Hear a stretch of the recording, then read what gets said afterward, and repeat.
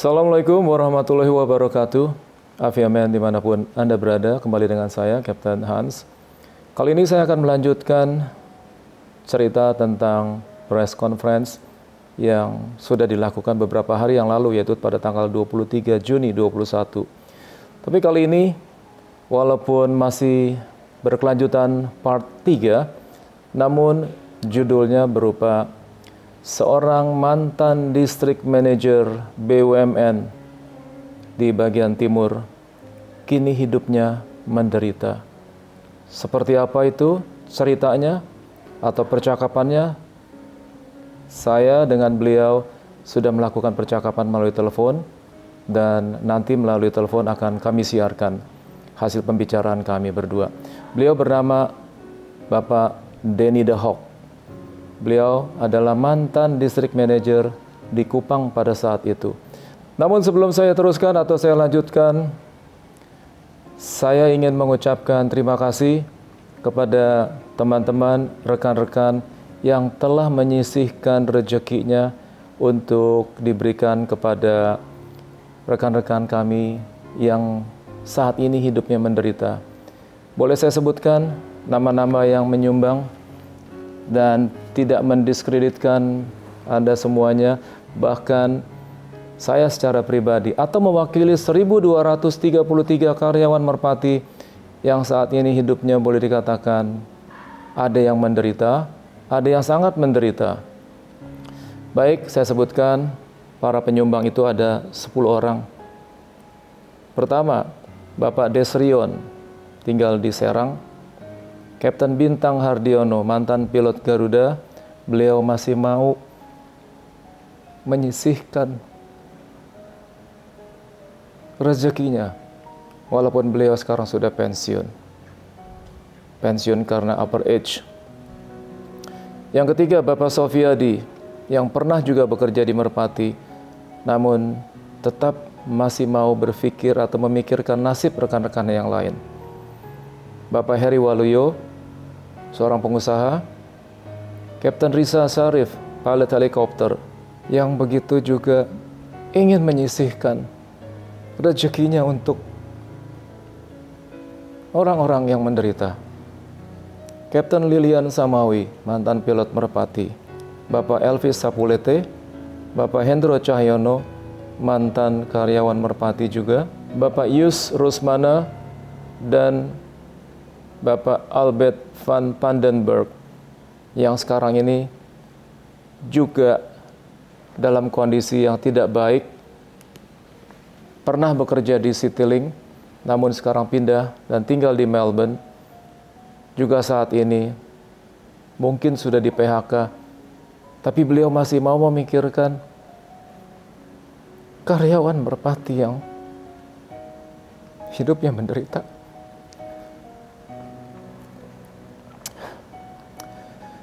Oke, saya akan lanjutkan lagi. Saya akan bercerita sedikit tentang Bapak Denny The Hawk, mantan distrik manager di Kupang pada saat Merpati tutup. Beliau masih berada di Kupang. Sedikit pembicaraan kami pada saat itu, dan saya bicara melalui telepon, yang mana handphone dia ini atau handphone beliau adalah handphone yang sangat-sangat biasa, sangat normal, tidak mempunyai video dan WhatsApp seperti itu. Dan itu kami rekam. Beliau menceritakan bahwa pada saat terjadinya penutupan Merpati, detik-detik penutupan Merpati, beliau tidak tahu, tidak paham, tidak mengerti, dan tidak menyangka kalau itu adalah hari terakhir beliau bekerja di Merpati. Beliau bawa uang sekian ratus juta rupiah ke Jakarta untuk disetor kepada pusat, dan pada saat itu baru beliau tahu kalau Merpati sudah tutup operasi dan tidak bisa dilanjutkan kembali. Betapa kagetnya beliau pada saat itu. Dan beliau adalah salah satu korban keterpurukan Merpati. Beliau harus bubar bersama keluarga, harus berpisah dengan keluarga. Dan kami berdua berharap apabila suatu saat merpati bisa membayarkan sisa pesangon mereka, termasuk Pak Denny De Hok ini. Kami berharap bahwa keluarganya bisa kembali lagi, hidup rukun kembali seperti dulu. Namun, saya salut terhadap beliau. Beliau yang hidupnya sekarang ini sangat menderita. Beliau mengelola 1 hektar sawah ladang milik orang lain. Kebetulan seorang teman diberikan gratis untuk dikelola sawah tersebut.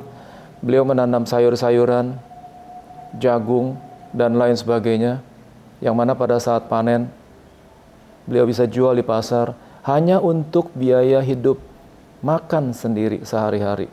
Karena keluarganya sudah tidak ada lagi di Kupang. Beliau tinggal di Kupang sekarang, saat ini. Lalu saya katakan, bagaimana kondisinya sekarang ini?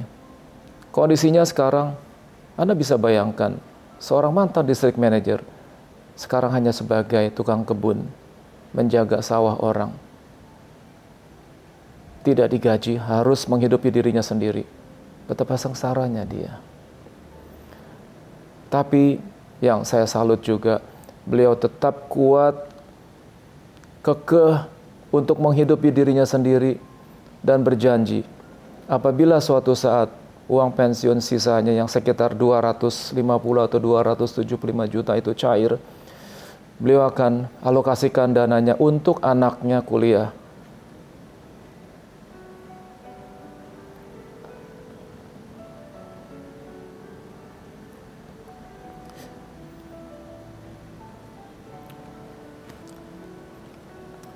Begitulah seorang ayah.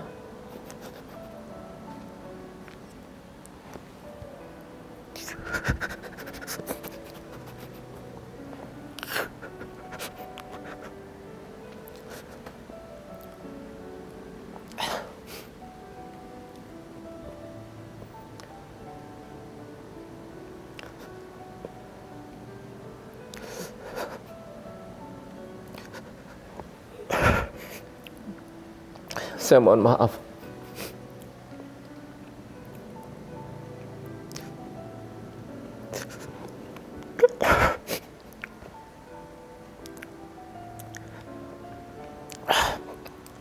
Saya harus kuat.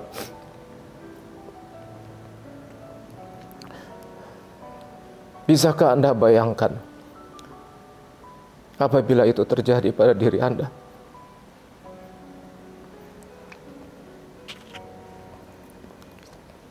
Jujur, saya tidak bisa membayangkan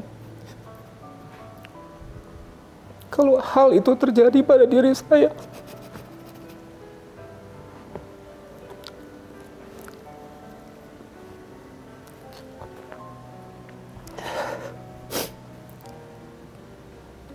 Harus berpisah dengan keluarga. Putus sekolah, anak-anak tidak bisa melanjutkan kuliah. Jadi kami harapkan bagi Anda yang menonton video ini, kita berdoa, kita berharap semoga Bapak Presiden mau mengucurkan dana tersebut untuk para karyawan yang hidupnya sekarang sudah menderita. Banyak yang meninggal karena tidak sanggup lagi untuk membayar biaya dokter atau rumah sakit.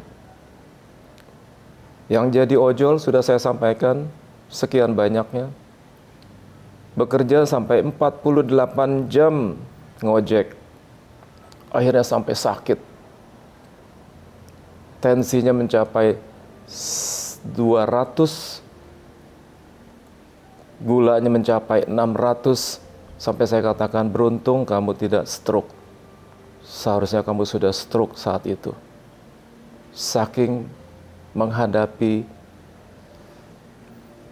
beratnya hidup seperti itu. Itulah yang perlu kita bantu mereka. Saya tidak bisa membayangkan kalau hal itu terjadi pada diri saya. Saya belum siap menerima kenyataan seperti itu. Jadi saya minta kepada Anda-Anda yang punya rezeki,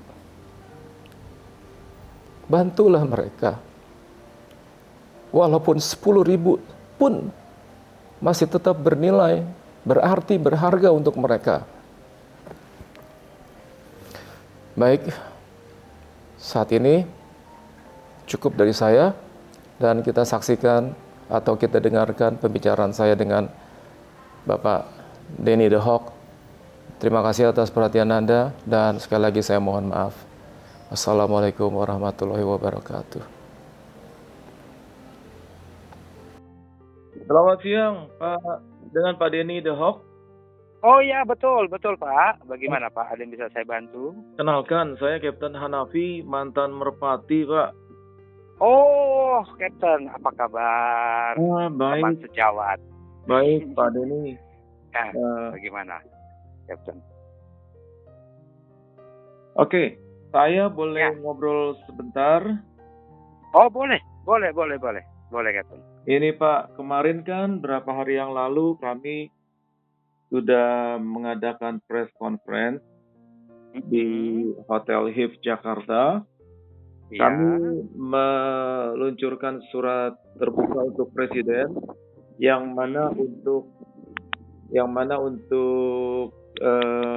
memperjuangkan pesangon. Oh, ya. Puji Tuhan, haleluya, itu ada masih diperjuangkan juga. Saya sangat gembira sekali Pak mendengar kabar itu. Iya, namun sebelumnya boleh kita ngobrol-ngobrol dulu ya sebentar ya Pak ya? Oh, boleh Captain. Oke. Dulu saat Merpati stop operation, Bapak tugas di mana? Saya di Kupang, Pak. Di Kupang. Kalau boleh tahu sebagai apa? Sebagai district manager. Sebagai district manager. Udah berapa lama kerja di Merpati atau tugas di Kupang? Saya kerja di Merpati sejak tahun 1992. Oke, tahun 92 waktu itu tugas di mana? Di Bali, Pak, saya. Di Bali. Di Kupang dari tahun berapa? Kupang dari tahun 2011 sampai Maret 2014. Pada saat itu posisi sudah menjabat sebagai district manager. Iya, di Kupang. Jadi sampai berakhirnya Merpati operasi itu, yaitu di Kupang ya terakhir ini? Iya, betul sekali Pak. Apakah Bapak tahu kalau Merpati pada saat itu akan berakhir tragis seperti yang kita alami sekarang ini? Pada saat itu sebelum saya dipanggil ke Jakarta pada tanggal 25 Februari 2014, tidak ada perihal mengenai Merpati akan tutup operasi, Pak. Oke, lalu? Setelah tanggal 25 Februari 2014 ketika kita rapat dengan Direktur Utama dan beberapa jajaran direksi, baru diketahui bahwa Merpati sudah tidak punya uang lagi untuk bisa mengoperasikan penerbangan secara reguler. Oke. Jadi bagaimana mereka yang sudah beli tiket pada saat itu? Untuk Kupang sendiri kita masih mengoperasikan kurang lebih 12 hari, Pak. Sejak tanggal 25 itu. Padahal kan dinyatakan tutup tanggal 1 Februari, Pak. 1 Februari? Iya. Kami sampai Maret gitu, Pak. Masih terbang sampai Maret? Iya, sampai Maret itu, Pak. Salah. Kami terbang itu. Oke. Jadi Bapak tidak pernah bermimpi akan berakhir sampai di sini saja ya pada saat itu? Iya, sangat tidak, karena kami saat itu 1 hari sebelumnya masih mengirimkan dana penjualan ke kantor pusat. Oke, dan begitu. Tetap menjual dengan sampai penuh itu pesawat tingkat isiannya. Dan sangat tragis sekali, dan itu sudah digambarkan sebagai kondisi yang sudden death. Oh, begitu. Buat kami, sudden death, betul. Oh, oke. Jadi tidak pernah ada yang menyangka ya kalau Merpati akan berakhir di tanggal tersebut dikarenakan sudah tidak mempunyai keuangan lagi. Iya, betul. Ya, kita tidak membahas kenapa sampai Merpati kolaps pada saat itu. Tapi yang saya ingin tahu, kondisi Pak Denny sebelum dan sesudah sekarang ini bagaimana? Ah, saat Bagaimana? ini saya di Kupang, Pak, di Kupang. Maksud saya bagaimana kondisi sekarang kehidupannya? Oh, kehidupan saya saat ini. Ya, sebagaimana gambaran petani pada umumnya ya demikian saya, Pak. Kita petani tradisional kan, Ya. untuk hidup saja ya, yang penting untuk hidup saja kita sudah bersyukur bisa hidup. Oh, jadi sekarang kehidupannya hanya bertani saja, Pak ya? Ya, bertani karena memang apa ya, sejak wabah virus corona, nah itu sangat sangat fatal buat perekonomian kita, kemana saja celahnya tertutup kan, Pak. Sangat mempengaruhi kehidupan ya. Ya, sangat mempengaruhi 2 tahun ini, sangat berat Terus kehidupan. bagaimana dengan keluarga Bapak, anak istri? Mereka di Jakarta, mereka Ya. tinggal di Jakarta, kami terpisah. Berpisah. Dan ya karena apa ya, sejak Merpati tutup, ya penghasilan kami juga sudah pas-pasan untuk hidup, sedangkan biaya untuk hidup semakin meningkat karena semakin besar. Dan kami tidak apa ya, saya menginginkan bahwa kita memulai kehidupan baru di Kupang dan tidak ada kesepakatan dengan itu dan tidak punya uang lagi saat itu, ya sudah, kita berjalan masing-masing sudah. Oh, saya turut sedih mendengar cerita Pak Denny ini ya atas kejadian itu. Tidak apa-apa, Pak. Jadi banyak itu waktu jadi banyak korban ya, Pak ya atas kejadian yang tidak disangka ini. iya, iya. Tapi ya bagaimana, semua tidak menyangka dan seperti ini jadinya kan, Pak. Oke, jadi kira-kira penyebab perceraian Bapak ini dikarenakan faktor ekonomi yang tidak bisa memenuhi kebutuhan keluarga dikarenakan tutupnya Merpati secara tiba-tiba atau sudden death seperti itu tadi ya, sehingga Iya, tidak mempunyai persiapan dana, tabungan dan lain sebagainya. Karena semuanya iya. tidak menyangka akan terjadi sudden death sehingga tidak ada persiapan secara mental maupun material ya. Iya, betul, betul sekali, Pak. Jadi kalau ya saya bicara terus terang saja gitu. Andaikan saja saya itu punya orang tua saya mendidik saya dengan mental yang jahat, mungkin tidak ada masalah, Pak, sudden death atau apa. Namun kan kita, orang tua mendidik kita untuk menjadi orang yang jujur, bekerja dengan jujur. Ya, memang kejujuran itu mahal harganya. Ketika semua ini terjadi, tidak punya apa-apa. Ya, kita harus terima kenyataan ya, kenyataan Iya. pahit atau pil pahit yang harus kita telan kalau kondisinya seperti begini. Iya. Dan kira-kira apa harapan Bapak? Apakah sama semuanya dengan karyawan yang sebanyak 1.233 saat ini sedang menanti pembayaran sisa pensiunnya? Boleh tahu berapa uang yang pernah sudah diterima dan berapa sisanya yang belum diterima, Pak? Saya pernah menerima kali itu 325 juta, Ya. itu pembayaran pertama. Setelah 2 tahun, kemudian sisa yang ada sekitar 275 juta, yang seharusnya menurut perjanjian itu sudah dibayar paling lambat Desember 2018. Ya, sampai sekarang masih pending terus ya. Iya, betul. Tapi Bapak tahu ya, belum lama ini kita mengadakan press conference membuat surat dukungan untuk Presiden. Sudah. Saya sudah mendengar itu. Saya sangat Oke. senang sekali. Lalu apa kira-kira harapan Bapak terhadap upaya atau usaha yang telah kami lakukan ini? Nah, semoga upaya-upaya yang baik ini pemerintah merespon dengan positif, membayar semua pesangon yang sisa, karena hal itu sangat dibutuhkan dalam kondisi perekonomian yang sudah remuk redam Ya. karena virus corona.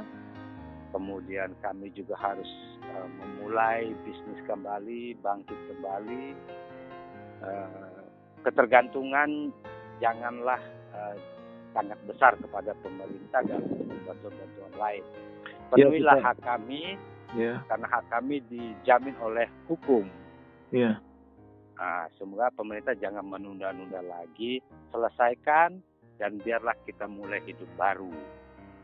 Ya, semua kami atau kita mengharapkan Bapak Presiden RI kita, Bapak Insinyur Joko Widodo, bisa mendengar atau paling tidak tersentuh hatinya agar bisa memberikan solusi dengan cara membayar sisa pesangon karyawan Merpati yang sampai saat ini sudah menunggak selama 6 tahun ya Pak ya?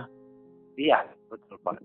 Jadi tolonglah kalau bisa Bapak yang mulia, Bapak Presiden Jokowi mendengarkan dan membuka hati, mengembangkan kasihnya untuk orang-orang yang memang saat ini sangat membutuhkan itu. Kami sangat membutuhkan itu.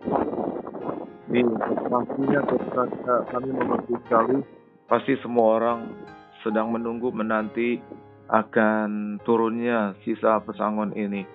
Dan mudah-mudahan juga apabila memang sudah terlaksana ataupun terwujud impian ini, apakah kira-kira keluarga Bapak akan bisa disatukan kembali, Pak?